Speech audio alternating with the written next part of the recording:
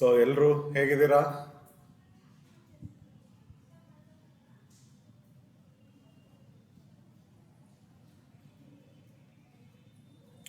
ನಾನೊಂದು university circular ಕಳಿಸಿದ್ದೆ, ನೋಡಿದ್ದೀರಾ? Yes, sir. ಏನಿತ್ತು ಅದರಲ್ಲಿ? July 27th in the class. July 27th ಇಂದ ಕ್ಲಾಸ್ ಅಂತ ಹೇಳಿದ್ರೆ ನೀವು ಕಾಲೇಜಿಗೆ ಬರಬೇಕು ಅಂತ ಹೇಳಿದ್ರೆ ಬಹುಶಃ ವ್ಯಾಕ್ಸಿನ್ ತಗೊಂಡು ಬರಬೇಕಾಗುತ್ತೆ. You have to produce the vaccination certificate if you wish to come college. Ready ಇದ್ದೀರಾ ವ್ಯಾಕ್ಸಿನ್ ತಗೊಳ್ಳಿಕ್ಕೆ?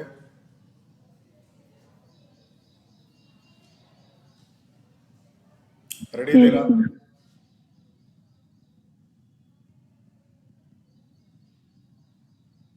So Telecast, as per that circular, before November, your final year semester will be completing at any cost. November 1st in the 21-22 academic year start ಆಗುತ್ತೆ. So before that you will finish your graduation. So ಹಾಗಾಗಿ online ಕ್ಲಾಸಸ್ಸಿಗೆ particular ಆಗಿ stick on ಆಗಲೇಬೇಕು ನೀವು. There is no much time left for you. So network issues ಆಗಲಿ ಬೇರೆ ಥರದಿನ್ನ ಕ್ಲಾಸ್ಗೆ attend ಆಗ್ತಾ ಇದ್ದೀರೋ ಸರಿಯಾಗಿ ನನಗೆ ಗೊತ್ತಿಲ್ಲ, but it is a inevitable option to you. Online classes attend ಆಗಲೇಬೇಕು. ನಾವು ಇವತ್ತಿನ ಕ್ಲಾಸ್ ನಾವು ಹೊಸ ಇಂಡಿಯಸ್ನ ಡಿಸ್ಕಸ್ ಮಾಡೋಣ. ಸ್ಕ್ರೀನ್ ಕಾಣಿಸ್ತಿದೆಯಾ? Screen? Yes, sir. Okay. So today Yes, sir. we will discuss Ind AS 115, that is revenue from contracts with customers. So standardly there are three words. One is revenue, another one is contract, another one is customer. Revenue, contract, customer. Now what is revenue? Can anybody tell?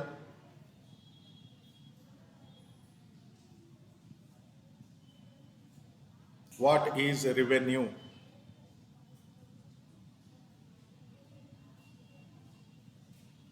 ಯಾರಾದ್ರೂ ಹೇಳ್ತೀರಾ? Total amount of income. Total amount of income ಅಂತ ಹೇಳಿದ್ರೆ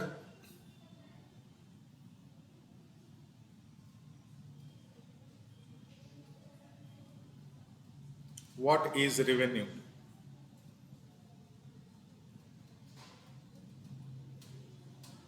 ಯಾರು ಹೇಳ್ತೀರಾ? ಹೇಳಬೇಕು, ಸುಮ್ಮನೆ ಇದ್ರೆ ಏನು ಉಪಯೋಗ ಇಲ್ಲ.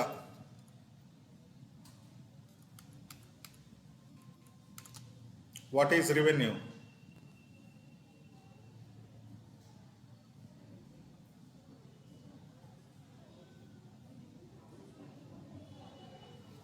ಕೇಳಿಸ್ತಿಲ್ವಾ ನಾನು?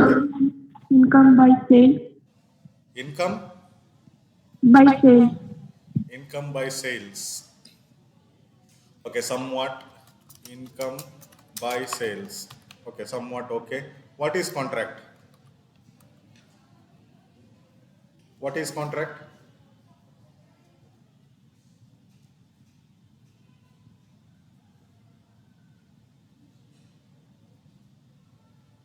What is contract?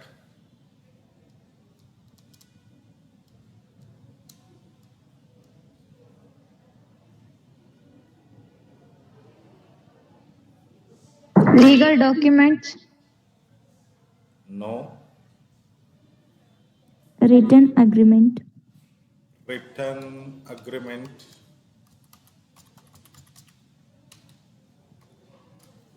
Written agreement. Okay, last. Who is customer?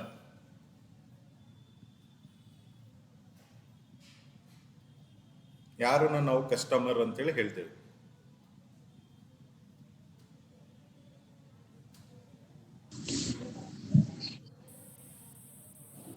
Those who wish to buy the goods. Those who wish to buy the goods. Those who purchases the goods or services of a company. So revenue means it is an income generated through by sales. Contract, it is a written agreement or spoken or oral agreement between parties. And the customer is one who purchases the goods or services of a concern. So ಈ ಮೂರು ಇತ್ತು ಕರೆಕ್ಟಾಗಿತ್ತು ಅಂತೇಳಿ ಹೇಳಿದರೆ ಮಾತ್ರ ನಾವು revenue from contract with ಕಸ್ಟಮರ್ಸ್ನ ಯಾವ ಥರ ರೆಕಗ್ನೈಸ್ ಮಾಡಬೇಕು ಅಂಥೇಳಿ ನಮಗೆ ಈ ಇಂಡ್ ಎಸ್ ಹೇಳ್ಕೊಡುತ್ತೆ. So remember this, Ind AS number is 115. This is IFRS 15ಗೆ ಬಂದರೆ ರೆವೆನ್ಯೂ ಫ್ರಮ್ ಕಸ್ಟಮರ್ಸ್ ಅಂತ ಏನಿದೆ ಅದರ ಜೊತೆಗೆ ಆನ್ ಪಾರ್ ಇರ್ಲಿಕ್ಕೋಸ್ಕರ ಈ ಕನ್ವರ್ಜೆಂಟ್ ಇಂಡ್ ಎಸ್ನ ನಾವು ಡಿಸ್ಕಸ್ ಮಾಡ್ತಾ ಇದ್ದೇವೆ. So this is the first case of IFRS Ind AS version we are discussing. So remember this. ಮತ್ತೆ ನೀವು ಇಂಡ್ AS 15 ಅನ್ಕೊಂಡಿದ್ದೀರಾ, this is Ind AS 115. So Ind AS 115 ಪ್ರಕಾರ ಬಂದರೆ ಅದರ heading revenue from contract with customers and revenue will be generated in the form of sales by the company operations. Contract between the persons, it's a written agreement or spoken or oral agreement, and the customer is one who purchases the goods or services.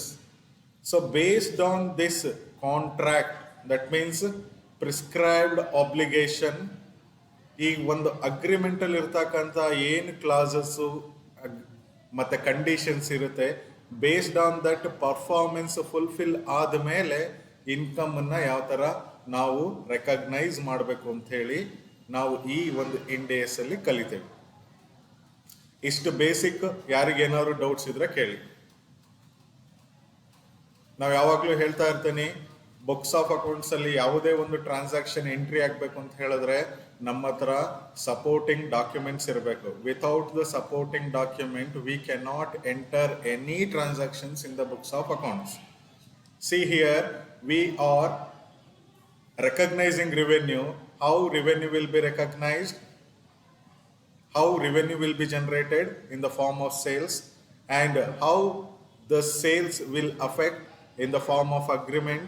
How or who will purchase the company goods or services? It is the customer. It is the customer who purchases the goods or services based on the agreement, or income will be generated by the company. ಈ ಥರ ಹೇಳ್ಬೋದಾ? So ಇದರ ನಾನು end AS 1 ಮಾಡುವಾಗಲೂ ಹೇಳಿದ್ದೆ, ನಾವು ಯಾವುದೇ accounting standards, ಇವಾಗ ನಾವೇನು ಕಲಿತಾ ಇರೋದು ಎಲ್ಲ ಅಕೌಂಟಿಂಗ್ ಸ್ಟ್ಯಾಂಡರ್ಡ್ಸೇ. ಅದ್ರ ಕಲಿಬೇಕು ಅಂತ ಹೇಳಿದ್ರೆ ಅದರ ಮೀನಿಂಗ್ ಏನು, ಅದರ ಅಗ್ರಿಮೆಂಟ್ ಏನು, ಅದರ ಸ್ಕೋಪ್ ಏನು, ಅದರ ಆಬ್ಜೆಕ್ಟಿವ್ಸ್ ಏನು ಅನ್ನೋದನ್ನ ನಾವು ತಿಳ್ಕೊಬೇಕು. ನಾವು we will discuss one by one. ಒಂದು ನಿಮಿಷ ಬಂದೆ.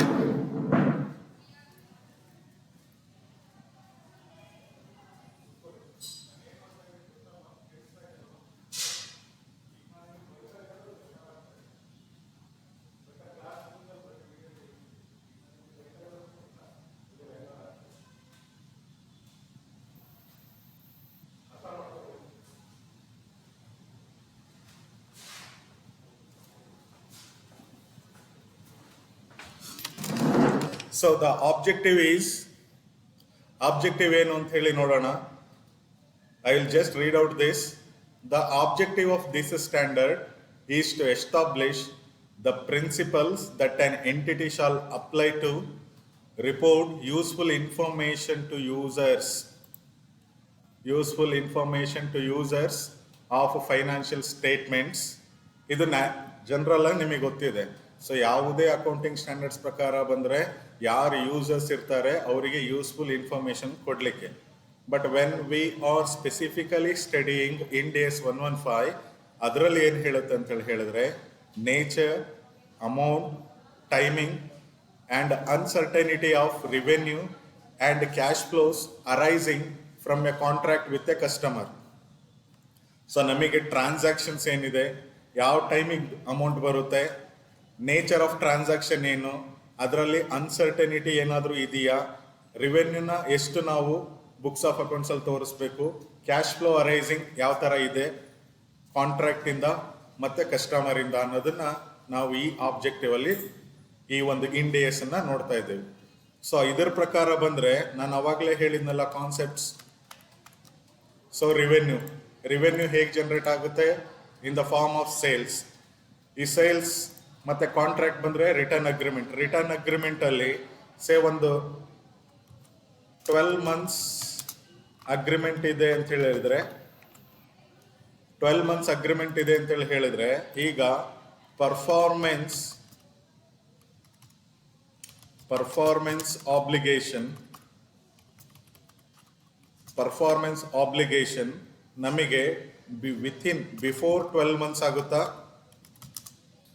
Before 12 months or after 12 months. So 12 months agreement ಇದೆ ಕಾಂಟ್ರಾಕ್ಟ್. ಈ 12 ಮಂತ್ಸ್ ಒಳಗಡೆ ಏನೊಂದು ಕಾಂಟ್ರಾಕ್ಟ್ ಆಬ್ಲಿಗೇಷನ್ ಇರುತ್ತೆ, ಆ ಆಬ್ಲಿಗೇಷನ್ ನಾವು ಬಿಫೋರ್ 12 ಮಂತ್ಸ್ ಮುಗಿಸ್ತೇವೋ ಆಫ್ಟರ್ 12 ಮಂತ್ಸ್ ಮುಗಿಸ್ತೇವೋ ನೋಡ್ಬೇಕು. ಬಿಫೋರ್ 12 ಮಂತ್ಸ್ ಮುಗಿಸಿದ್ರೆ, ಬಿಫೋರ್ 12 ಮಂತ್ಸ್ ಆದರೆ how much ರಿವೆನ್ಯೂ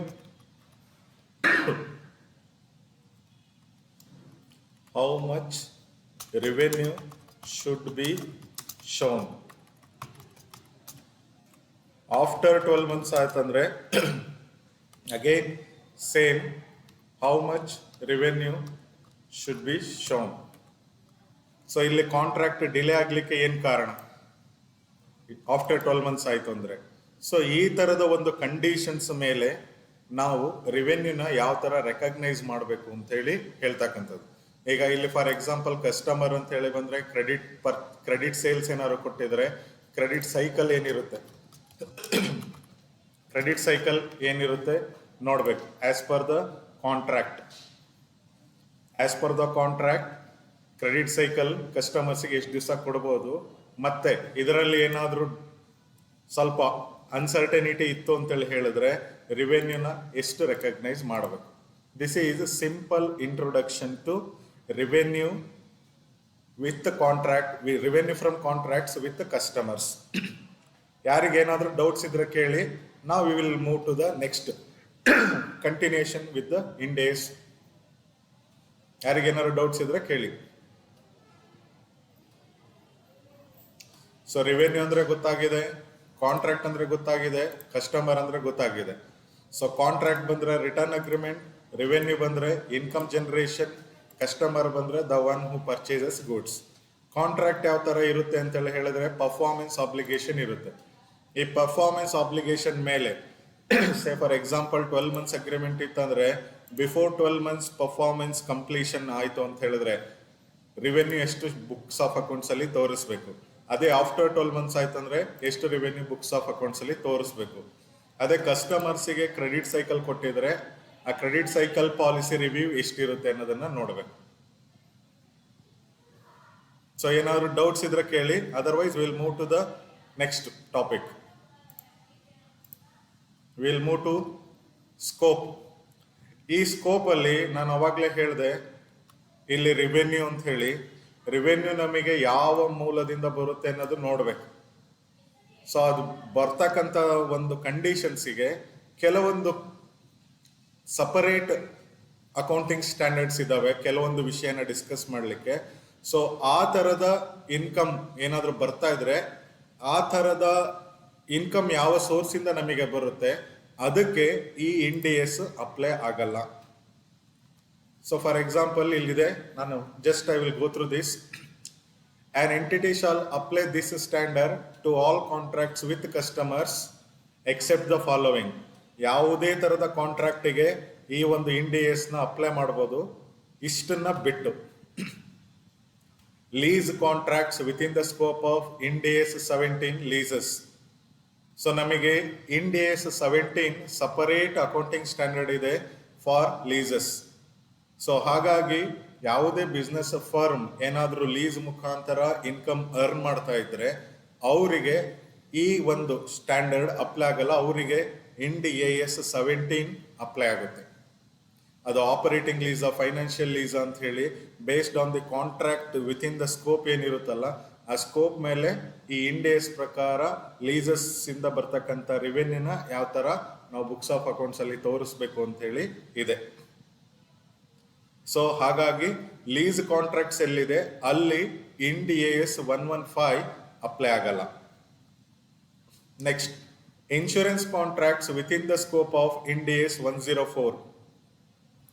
so insurance contracts ಇಂದ ನಮಗೇನಾದ್ರೂ ಇನ್ಕಮ್ ಬರ್ತಾ ಇದ್ರೆ ಅದಕ್ಕೂ ಸಹ ಈ ಒಂದು ರಿವೆನ್ಯೂ, ಈ ಒಂದು Ind AS revenue with contracts from customers ಅಂತಿದೆಯಲ್ಲ ಅದು ಅಪ್ಲೈ ಆಗಲ್ಲ. So Ind AS 17, Ind AS 104. Next, financial instruments and other contractual rights or obligations within the scope of Ind AS 109. Again Ind AS 109 ಅಲ್ಲಿ ಬರ್ತಕ್ಕಂಥ financial instruments ಇತ್ತಂದ್ರೆ apply ಆಗಲ್ಲ.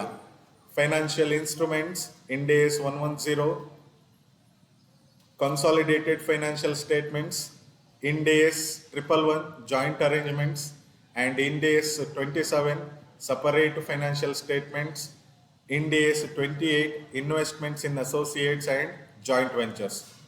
So ಈ ಎಲ್ಲ end AS ಏನಿದೆ ಅಲ್ಲ ಇಲ್ಲಿ ಕೋಟ್ ಮಾಡಿರ್ತಕ್ಕಂಥದ್ದು end AS 17, Ind AS 104, end AS 109, end AS 110, end AS 111, end AS 27, end AS 28 ಇಷ್ಟು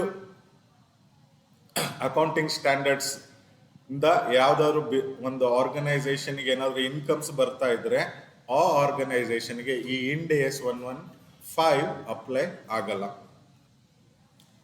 And the last one, non-monetary exchanges between entities in the same line of business to facilitate sales to customers or potential customers. For example, this standard would not apply to a contract between two oil companies that agree to exchange of oil to fulfill demand from their customers in different specified location on a timely basis. Say for example, there are two entities, X Limited, Y Limited, running similar business. Say for example, X Limited ಒಂದು advertising company ಅನ್ಕೊಳ್ಳೋಣ, advertising company, same is with Y Limited. Now what happens, both are same, both companies are running same kind of business, advertising. So ಇವಾಗ ಏನ್ ಮಾಡ್ತಾರೆ ಅಂತ ಹೇಳಿದ್ರೆ X limited products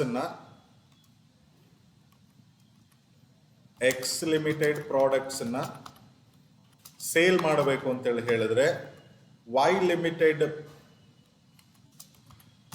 company ಬಗ್ಗೆ advertise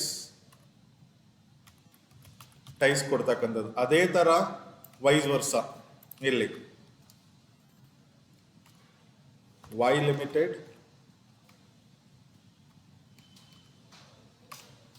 X limited. So between the same entities exchange ಆಯ್ತು ಅಂತ ಹೇಳಿ ಹೇಳಿದ್ರೆ ಇದನ್ನ ನಾವು ಇನ್ಕಮ್ ರೆವೆನ್ಯೂ ಅಂತ ಹೇಳಿ ರೆಕಗ್ನೈಸ್ ಮಾಡಲಿಕ್ಕೆ ಆಗೋದಿಲ್ಲ. ಕ್ಲಿಯರ್? ಈಗ ಅಲ್ಲಿ ನಾನು ಓದಿರೋ ಪ್ರಕಾರ oil company example, oil company against two cases, X limited, Y limited. In case of shortage ಇದ್ದಾಗ ಏನಾದರೂ ಅಥವಾ ಎಮರ್ಜೆನ್ಸಿ ರಿಕ್ವೈರ್ಮೆಂಟ್ ಇತ್ತು, ಕಸ್ಟಮರ್ಸ್ ನೀಡ್ಸ್ನ ಫುಲ್ಫಿಲ್ ಮಾಡಬೇಕು ಅಂತ ಹೇಳಿ ಬಂದರೆ X limited sends oil to Y limited. ಅದೇ ಥರ wise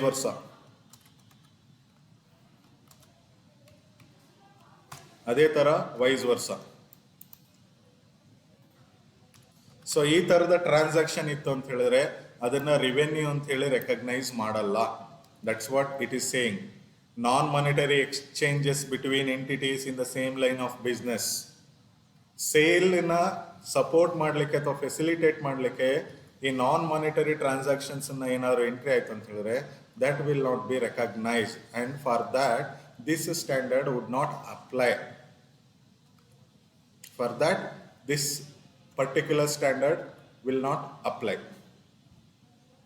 So I repeat again, ಈ ಸ್ಕೋಪ್ ಪ್ರಕಾರ end AS 115 can be applied to all contracts with customers except these following. ಯಾವ್ದ್ಯಾವುದು? Ind AS 17 leases, Ind AS 104 insurance contracts, Ind AS 109 financial instruments, Ind AS 10 consolidated financial statements, Ind AS 111 joint arrangements, Ind AS 27 separate financial statements, and Ind AS 21 investments in associates and joint ventures. And non-monetary transactions exchange ಆಯಿತು ಅಂತೇಳಿ ಹೇಳಿದ್ರೆ, for that this standard will not apply. Next, ಈ ಒಂದು Ind AS ನ ಅರ್ಥ ಮಾಡ್ಕೋಬೇಕು ಅಂತ ಹೇಳಿದ್ರೆ, there is a concept called 5-step model.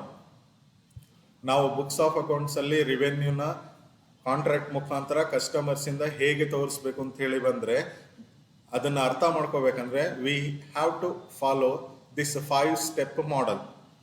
ಏನದು 5-step ಮಾಡೆಲ್ ಅಂತ ಹೇಳಿ ಬಂದ್ರೆ, first one, identify the contracts with the customer. ಈಗ ನಾವು ಕಾಂಟ್ರಾಕ್ಟ್ಸ್ ಕಸ್ಟಮರ್ಸ್ ಜೊತೆ ಇದೆಯಾ ಇಲ್ಲ ಅಂತ ಹೇಳಿ ಹೇಗೆ ನೋಡ್ಲಿಕ್ಕೆ ಸಾಧ್ಯ? ಯಾರಾದ್ರೂ ಹೇಳ್ತೀರಾ?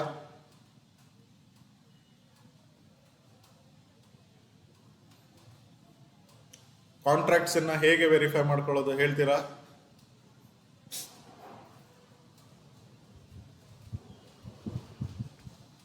ಕೇಳಿಸ್ತಿದ್ಯಾ ನಾನು ಹೇಳ್ತಿರೋದು?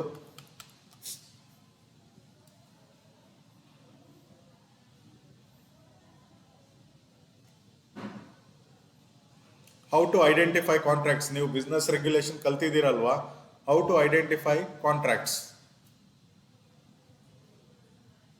Weather it is a valid contract, void or voidable contract ಅನ್ನೋದು ಹೇಗೆ ಗೊತ್ತಾಗುತ್ತೆ ನಮಗೆ?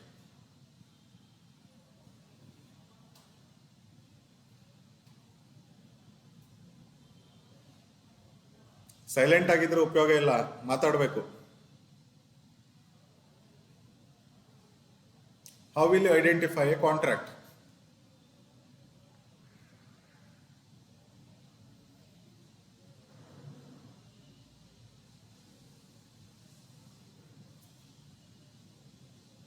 Papers, contract papers. What type of paper?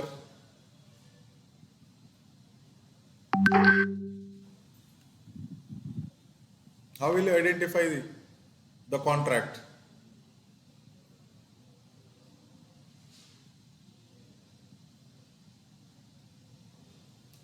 Silent ಆಗಿದ್ರೆ ಏನು ಉಪಯೋಗ ಇಲ್ಲ, ಮಾತಾಡ್ಬೇಕು. ಗೊತ್ತಿದೆ ಅನ್ಬೇಕಿಲ್ಲ, ಗೊತ್ತಿಲ್ಲ ಅನ್ಬೇಕು. ಯಾರಾದ್ರೂ? ಕೀರ್ತನ, how will you identify the contract? Agreement papers ಇರುತ್ತಲ್ಲ ಸರ್. Exactly, agreements. ನಾನಿಲ್ಲಿ ಅವಾಗಲೇ ಹೇಳಿದ್ನಲ್ಲ, ಅಗ್ರಿಮೆಂಟ್ ಅನ್ನೋದು ಏನಿರುತ್ತೆ, ಈ ರಿಟರ್ನ್ ಅಗ್ರಿಮೆಂಟ್, ಅದು ಬಂದ್ಬಿಟ್ಟು ಯಾವಾಗಲೂ ಫಾರ್ ಎ ವ್ಯಾಲಿಡ್ ಪೀರಿಯಡಿಗಿರುತ್ತೆ. ಸೊ ಆ ಪೀರಿಯಡಿಗೆ ವ್ಯಾಲಿಡ್ ಆಗಿದೆಯಾ, ಎಕ್ಸ್ಪೈರ್ ಆಗಿದೆಯಾ ಏನನ್ನೋದನ್ನ ನೋಡಬೇಕು. ಸೊ ನಾವು ಅಗ್ರಿಮೆಂಟ್ ನೋಡ್ದೇನೆ ಗೊತ್ತಾಗೋದಿಲ್ಲ. So we have to identify the contracts with the customer. How? Based on the agreement. Next, identify the separate performance obligations in the contracts. ಅಂದ್ರೆ ನಾವು ಇವಾಗ contract example, say for example ಒಂದು 150 quantity ಕಂಪ್ಯೂಟರ್ನ purchase ಮಾಡ್ತೇವೆ ಅಂತ ಹೇಳಿ ಅಥವಾ sale ಮಾಡ್ತೇವೆ ಅಂತ ಹೇಳಿ ಅಗ್ರಿಮೆಂಟ್ ಇರುತ್ತೆ ಅಂತ ಇಟ್ಕೊಳ್ಳಿ. 150 ಕ್ವಾಂಟಿಟಿ ಕಂಪ್ಯೂಟರ್ನ ಸೇಲ್ ಮಾಡ್ತೇವೆ ಅಂತ ಹೇಳಿ ಇರುತ್ತೆ. ಇದ್ರ ಜೊತೆಗೆ ಇದು ಕಾಂಟ್ರಾಕ್ಟ್ ಅಲ್ಲಿ 150 ಅಂತ ಹೇಳಿದ್ರೆ 150 ಕಂಪ್ಯೂಟರೇ ಸೇಲ್ ಮಾಡಬೇಕು. ಅಕಸ್ಮಾತ್ ಏನಾದರೂ 50 ಕ್ವಾಂಟಿಟಿ ಅಡಿಷನಲ್ ಕಂಪ್ಯೂಟರ್ ಸೇಲ್ ಆಯಿತು ಅಂತೇಳಿ ಹೇಳಿದ್ರೆ, this is called as separate performance obligation. This is called separate performance obligation. ಮತ್ತೆ ಇದಕ್ಕೆ ಅಗ್ರಿಮೆಂಟ್ ಬೇಕು. ಮತ್ತೆ ಡಿಟರ್ಮೈನ್ ದಿ ಟ್ರಾನ್ಸಾಕ್ಷನ್ ಪ್ರೈಸ್. ಇವೆರಡು ಕ್ವಾಂಟಿಟಿನ ಸೇಲ್ ಆಗಲಿಕ್ಕೆ ಒಂದು ವ್ಯಾಲ್ಯೂ ಡಿಫೈನ್ ಆಗಿರುತ್ತೆ. ಈ ಕ್ವಾಂಟಿಟಿ ಆಫ್ ಕಂಪ್ಯೂಟರ್ಸಿಗೆ ಎಷ್ಟು ಗೂಡ್ಸು ಎಷ್ಟು ವ್ಯಾಲ್ಯೂ ಅಂತ ಹೇಳಿದನ್ನ ಅಗ್ರಿಮೆಂಟಲ್ಲಿ ನಮಗೆ ವ್ಯಾಲ್ಯೂ ಡಿಫೈನ್ ಮಾಡಿರ್ತಾರೆ. That is called as the transaction price. That is called as the transaction price. Allocate the transaction price to the separate performance obligations. ಅಂದ್ರೆ ಇವಾಗ ಅಗ್ರಿಮೆಂಟ್ ಪ್ರಕಾರ ಸೇ 200 ಕಂಪ್ಯೂಟರ್ಸ್ ಇದೆ. ಫಾರ್ ಎಕ್ಸಾಂಪಲ್ ಇವಾಗ 130 ಕಂಪ್ಯೂಟರ್ ಸೇಲ್ ಆಗಿದೆ ಅನ್ಕೊಳ್ಳೋಣ. So ಈಗ ನಾವು books of accounts ಅಲ್ಲಿ 130 ಕಂಪ್ಯೂಟರ್ದೆ amount ನಾವು ಬುಕ್ಸ್ ಆಫ್ ಅಕೌಂಟ್ಸ್ ಅಲ್ಲಿ ತೋರಿಸ್ಬೇಕು. 130 ಕಂಪ್ಯೂಟರ್ದೆ ಬುಕ್ಸ್ ಆಫ್ ಅಕೌಂಟ್ಸ್ ಅಲ್ಲಿ ನಾವು ತೋರಿಸ್ಬೇಕು. Not like 150 or 200. ಕ್ಲಿಯರ್? ನಾವ್ recognise revenue when each performance obligation is satisfied. ಈಗ ನಾನು ಹೇಳಿದೆ ಇಲ್ಲಿ 150 ಅಥವಾ 200 ಕಂಪ್ಯೂಟರ್ ಅಲ್ಲಿ 130 ಕಂಪ್ಯೂಟರ್ ಸೇಲ್ ಆಗಿದೆ. So there is no issue in that to show the amount of 130 computers. ಮತ್ತೆ ರಿಮೈನಿಂಗ್ ಏನಿದೆ ಅಲ್ಲ ಬ್ಯಾಲೆನ್ಸ್ 20 ಆರ್ 70 ಕಂಪ್ಯೂಟರ್ ಏನು ಸೇಲ್ ಮಾಡಬೇಕು ಅದನ್ನ ನಾವು ಆಬ್ಲಿಗೇಷನ್ ನ ಫುಲ್ಫಿಲ್ ಮಾಡ್ತೇವೆ ಅನ್ನೋ ಗ್ಯಾರಂಟಿ ಇತ್ತು ಅಂತ ಹೇಳಿದ್ರೆ ಅದನ್ನ ನಾವು ಬುಕ್ಸ್ ಆಫ್ ಅಕೌಂಟ್ಸ್ ಅಲ್ಲಿ ತೋರಿಸಬಹುದು. ಪರ್ಫಾರ್ಮೆನ್ಸ್ ಆಬ್ಲಿಗೇಷನ್ ಅಂತ ಹೇಳಿ ಹೇಳ್ತಾರೆ ಅದನ್ನು. So this is the 5-step model. So I repeat again. First we need to identify the contract with customer.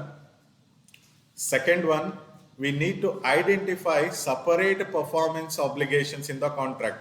ಅಂದ್ರೆ ಈಗ ನಾನು ಹೇಳಿದ್ನಲ್ಲ ಇಲ್ಲಿ ಕಾಂಟ್ರಾಕ್ಟ್ ಅಲ್ಲಿ 150 ಕಂಪ್ಯೂಟರ್ ಸೇಲ್ ಮಾಡ್ತೇವೆ ಅಂತ ಅಗ್ರಿಮೆಂಟ್ ಇದ್ದು ಮತ್ತೇನಾದ್ರೂ ಅದಕ್ಕೆ ಅಡಿಷನಲ್ ಆಯ್ತು ಅಂತ ಹೇಳಿದ್ರೆ ಅದನ್ನ ಆಡೆಡ್ ಅಂತ ಹೇಳಿ ಹೇಳ್ತೇವೆ ನಾವು. ಅದನ್ನ ಇದಕ್ಕೆ ಮತ್ತೆ ಸಪರೇಟ್ ಅಗ್ರಿಮೆಂಟ್ ಬೇಕು. So determine the transaction price. The overall contract price has to be determined. That is called as a transaction price. Depending upon the performance obligation fulfill ಆದ್ಮೇಲೆ ನಾವು ಟ್ರಾನ್ಸಾಕ್ಷನ್ ಪ್ರೈಸ್ ಏನಿರುತ್ತೆ ಅದು ಎಷ್ಟು performance completion ಆಗಿರುತ್ತೆ ಅಷ್ಟಕ್ಕೆ ನಾವು ಆ price ಅನ್ನ ಡಿಸ್ಟ್ರಿಬ್ಯೂಟ್ ಮಾಡ್ತೇವೆ. And lastly recognise revenue when each performance obligation is satisfied. So as per the requirement ಇರುತ್ತೆ ಏನ್ ಫುಲ್ಫಿಲ್ಮೆಂಟ್ ಮಾಡ್ತಾ ಹೋಗ್ತೇವೆ ಅಷ್ಟು ರೆವೆನ್ಯೂನ ನಾವು ಬುಕ್ಸ್ ಆಫ್ ಅಕೌಂಟ್ಸ್ ಅಲ್ಲಿ ರೆಕಗ್ನೈಸ್ ಮಾಡ್ತೇವೆ. ಸೊ ಈ ಒಂದು ಇಂಡಿಯಸ್ 115 ನಿಮಗೆ ಅರ್ಥ ಆಗ್ಬೇಕಂದ್ರೆ ಈ 5-step ಮಾಡಲ್ ನಿಮಗೆ ಗೊತ್ತಿರಬೇಕು. ಸೊ ಯಾರಿಗೇನಾದ್ರು ಡೌಟ್ಸ್ಗಳಿದ್ರೆ ಕೇಳಿ. Can anybody repeat the 5-step ಮಾಡಲ್?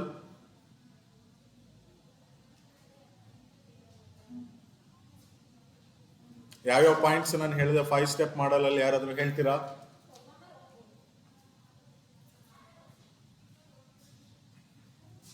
ಯಾವ್ದಾದ್ರು ಒಬ್ಬೊಬ್ರು ಒಂದೊಂದು ಪಾಯಿಂಟ್ಸ್ ಹೇಳ್ತಾ ಹೋಗಿ. Identify the contract with customer. One is identifying the contract with customer.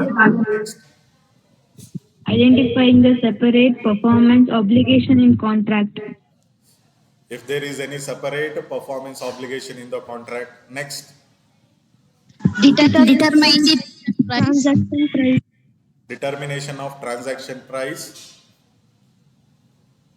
Allocate the transaction price to the separate performance obligation. So we need to allocate the transaction price to the performance obligation fulfilled. Next, Recognize revenue. Each performance obligation is satisfied. we need to recognize revenue when performance obligation is satisfied. This is the 5-step model. ಇದಿಷ್ಟು ನೆನ್ಪಿಟ್ಕೊಂಡ್ರೆ ನಿಮಗೆ ಈ accounting standard ಅರ್ಥ ಆಗ್ಲಿಕ್ಕೆ ಏನು ಕಷ್ಟ ಆಗಲ್ಲ. So now, as per the 5-step model, first point, identify the contracts with the customer. How contract is to be identified? ಅದರಲ್ಲಿ first point, the parties to the contract have approved the contract and are committed to perform their respective obligations. ಅಂದ್ರೆ ಕಾಂಟ್ರಾಕ್ಟಿಗೆ ಇಬ್ರು sign ಆಗಿರಬೇಕು, ಇಬ್ರು ಒಪ್ಪಿಗೆ ಕೊಟ್ಟಿರಬೇಕು, ಮತ್ತೆ ಇಬ್ರು ಆ obligation ನ ಫುಲ್ಫಿಲ್ ಮಾಡ್ತೇವೆ ಅಂತ ಹೇಳಿ ಕನ್ಫರ್ಮ್ ಮಾಡಿರ್ಬೇಕು. They must be ready to fulfill the obligations as per the contract. ಒಂದು ಸಲ ಕಾಂಟ್ರಾಕ್ಟ್ ಅಪ್ರೂವ್ ಆದಮೇಲೆ ಮತ್ತೆ ಅದರಲ್ಲಿರ್ತಕ್ಕಂಥ ಆಬ್ಲಿಗೇಷನ್ಸ್ ನಾವು ಫುಲ್ಫಿಲ್ ಮಾಡದೆ ಹೋದರೆ ವಿ ಆರ್ ಹೆಲ್ಡ್ ರೆಸ್ಪಾನ್ಸಿಬಲ್. ಯಾರು ಆಬ್ಲಿಗೇಷನ್ಸ್ನ ಫುಲ್ಫಿಲ್ ಮಾಡಲ್ಲ, he are the person will be held responsible for not fulfilling the respective obligations. Second one, the entity can identify each party's rights regarding the goods or services to be transferred. So contract ಏನು ಮಾಡ್ಕೊಂಡಿರ್ತಾರೆ ಆ contract ಪ್ರಕಾರ ಈ ಇಬ್ರು ಪಾರ್ಟೀಸಿಗೆ ಆ contract ಇಂದ ಏನು rights ಇದೆ, ಆ ರೈಟ್ಸ್ ಪ್ರಕಾರ ಅವರು ಗೂಡ್ಸನ್ನ ಅಥವಾ ಸರ್ವಿಸಸ್ನ ಟ್ರಾನ್ಸ್ಫರ್ ಮಾಡಬೇಕು. The entity can identify the payment terms for the goods or services to be transferred. ನಾನು ಅವಾಗಲೇ ಹೇಳ್ತಾ ಇದ್ದೆ, ಯಾವಾಗ ನಾವು ಟ್ರಾನ್ಸಾಕ್ಷನ್ಸ್ನ ಮಾಡ್ತೀವಿ, ಕಸ್ಟಮರ್ಸಿಗೆ ಏನಾದರೂ ನಾವು ಕ್ರೆಡಿಟ್ ಟರ್ಮ್ಸ್ ಕೊಡೋದಾಗಲಿ ಅಥವಾ ಗೂಡ್ಸನ್ನು ಫಸ್ಟು ಅವರಿಗೆ ಕೊಟ್ಬಿಟ್ಟು ಇಷ್ಟು ದಿವಸದೊಳಗಡೆ ಪೇಮೆಂಟ್ ತಗೊಳ್ತೀವಿ ಅನ್ನೋ ಕಂಡೀಷನ್ಸ್ ಏನಿದೆ, ಈ ಪೇಮೆಂಟ್ ಟರ್ಮ್ನ ನಾವು ಅಗ್ರಿಮೆಂಟಲ್ಲಿ ಕ್ಲಿಯರ್ ಆಗಿ ಡಿಫೈನ್ ಮಾಡಬೇಕು. ಈ ಪೇಮೆಂಟ್ ಟರ್ಮ್ಸ್ನ ಅಗ್ರಿಮೆಂಟಲ್ಲಿ ಕ್ಲಿಯರ್ ಆಗಿ ಡಿಫೈನ್ ಆಗಬೇಕು. The contract has a commercial substance. Remember this word. This is related to commercial thing, not the personal thing. It is just contract is made for to exchange the goods or transfer the goods. It's not related to property or something else. ನಾನು ಸುಮಾರೀಗ ಇಲ್ಲಿ ಇಂಡೇಸ್ಗಳು ಹೇಳಿದ್ನಲ್ಲ, ಈ ಥರ Indies ಇದಕ್ಕೆ apply ಆಗಲ್ಲ. Indies 104 for insurance contracts, Indies 27 separate financial statements, ಈ ಥರದಕ್ಕಿದ್ರೆ ಅದು ಕಾಂಟ್ರಾಕ್ಟ್ ಅಂದರೆ ಈ ಇಂಡೇಸು ಅದಕ್ಕೆ ಅಪ್ಲೈ ಆಗಲ್ಲ. So the contract must has commercial substance and it is probable that the entity will collect the consideration to which it will be entitled in exchange of goods or services. ನಿಮಗೆ ಗೊತ್ತಿದೆ, a contract without consideration is void. So contract must have some consideration. ಯಾವುದಕ್ಕೆ, ಯಾವ goods and ಸರ್ವಿಸಸ್ನ ಏನು transfer ಮಾಡ್ತಾರೆ ಅಥವಾ exchange ಮಾಡ್ತಾರೆ ಅದಕ್ಕೆ related ಆಗಿ ಕನ್ಸಿಡರೇಷನ್ ಇರಬೇಕು. So this is how A contract should be identified with A customer.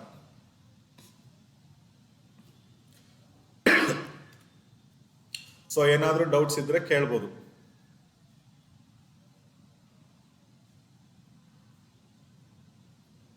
So I repeat, ನಾನು ಇವತ್ತು ಕ್ಲಾಸ್ ಸ್ಟಾರ್ಟ್ ಮಾಡಿದಾಗ IND-AS 115 revenue from contracts with customers ಅಂತ ಹೇಳಿ ಅದರ title, accounting standard title. Revenue ಅಂದರೆ ಏನು, ಕಾಂಟ್ರಾಕ್ಟ್ ಅಂದರೆ ಏನು, ಕಸ್ಟಮರ್ ಅಂದರೆ ಯಾರು, ಪರ್ಫಾರ್ಮೆನ್ಸ್ ಆಬ್ಲಿಗೇಷನ್ ಅಂದರೆ ಕಾಂಟ್ರಾಕ್ಟ್ ಬಂದರೆ ಯಾವಾಗಲೂ ವ್ಯಾಲ್ಯೂ ಡೆಫಿನೆಟ್ ಪೀರಿಯಡ್ ಇರುತ್ತೆ, ಇಷ್ಟು ತಿಂಗಳಿಗೆ ಇಷ್ಟು ವರ್ಷಕ್ಕೆ ಅಂತ ಹೇಳಿ. ಅಷ್ಟು ಒಳಗಡೆ ನಾವೇನಾದರೂ ಫುಲ್ಫಿಲ್ ಮಾಡಿದ್ರೆ ಆಬ್ಲಿಗೇಷನ್ನು ಯಾವ ಥರ ಕಂಡೀಷನ್ನು, ಮಾಡದೆ ಹೋದರೆ ಏನು ಕಂಡೀಷನ್ನು ಅದು ಇರುತ್ತೆ. ನೆಕ್ಸ್ಟ್ 5 ಸ್ಟೆಪ್ ಮಾಡೆಲ್ ನಾನು ಹೇಳಿದೆ. ಮತ್ತು ಎಕ್ಸ್ಚೇಂಜ್ ಫ್ರೀ ಟ್ರಾನ್ಸಾಕ್ಷನ್ಸ್ ಇದಾಯ್ತು ಅಂತ ಹೇಳಿದ್ರೆ ಆ ಥರ ಟ್ರಾನ್ಸಾಕ್ಷನ್ಸಿಗೆ ಈ ಒಂದು IND-AS 115 ಅಪ್ಲೈ ಆಗೋದಿಲ್ಲ. ನೆಕ್ಸ್ಟ್ 5 ಸ್ಟೆಪ್ ಮಾಡೆಲ್ ನಾನು ಹೇಳಿದೆ. ನೆಕ್ಸ್ಟು ಕಾಂಟ್ರಾಕ್ಟ್ ವಿತ್ ಕಸ್ಟಮರ್ನ ಹೇಗೆ ಐಡೆಂಟಿಫೈ ಮಾಡೋದಂತ ನಾನು ಹೇಳಿದ್ದೀನಿ. ಇದಿಷ್ಟರಲ್ಲಿ ನಿಮಗೇನಾದ್ರು ಡೌಟ್ಸ್ ಇದ್ರೆ ಕೇಳ್ಬೋದು. ಅದರ್ವೈಸ್ ಇವತ್ತಿಗೆ ಈ ಕ್ಲಾಸನ್ನ ಇಲ್ಲಿಗೆ ಸ್ಟಾಪ್ ಮಾಡೋಣ. ನೆಕ್ಸ್ಟ್ ಕಂಟಿನ್ಯೂ ಮಾಡಿದ್ರೆ ಮತ್ತೆ ಹೆವಿ ಅನಿಸ್ಬಿಡುತ್ತೆ ನಿಮಗೆ. Very simple.